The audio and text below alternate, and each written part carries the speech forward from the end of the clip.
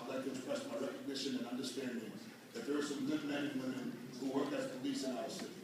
A number of people who I went to school with and have known for more than half my life adorn themselves with a uniform and badge in a professional and prideful manner that makes me proud to know them as humans and police.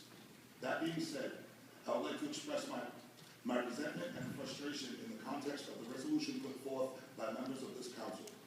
My resentment comes from yet another brazen example of the lack of, at best, understanding and at worst, thought and caring for the most vulnerable and at-risk populations of this city and what we go through dealing with police.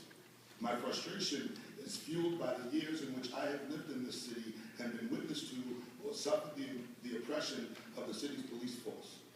It is born out of knowing that the justified anger of the citizens is reduced to nothing more than police bashing and written off as rhetoric.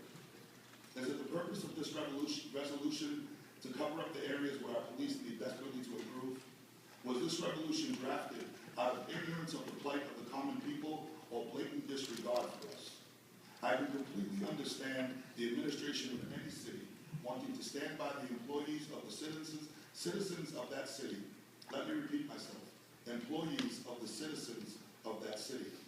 However, the language in this resolution all but silences the thousands of citizens who would disagree with it.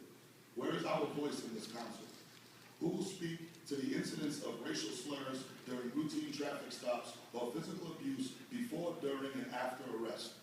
Who speaks for those who are so readily ignored by not only the administration of the police department, but some of the members of this council as well?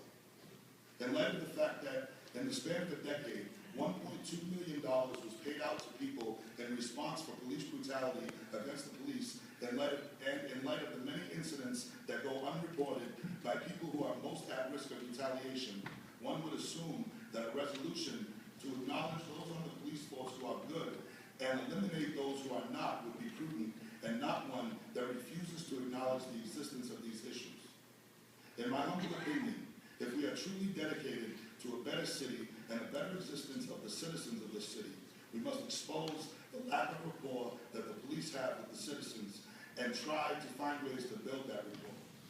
Good policing means knowing the people who live in the communities you police by name, speaking with respect to the elders in the neighborhood, having an understanding of the populations of the city, knowing that not every single person in a baseball cap with saggy pants is a thug, and knowing the young people well enough to tell the difference.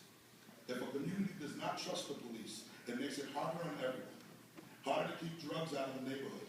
Harder to solve major crimes such as murder and armed assault.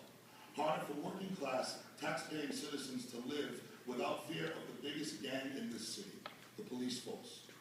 I humbly challenge anyone on this council to walk up and down the streets of this city for 3 days and ask the people the stories about when they encounter the police. Listen to the stories of verbal and physical abuse and to the stories from the elderly who have been treated like second-class citizens in neighborhoods they have lived in for 3 and 4 generations. I challenge you to listen to the people. Thank you. In closing, for any member of this administration of this city to sign to a resolution that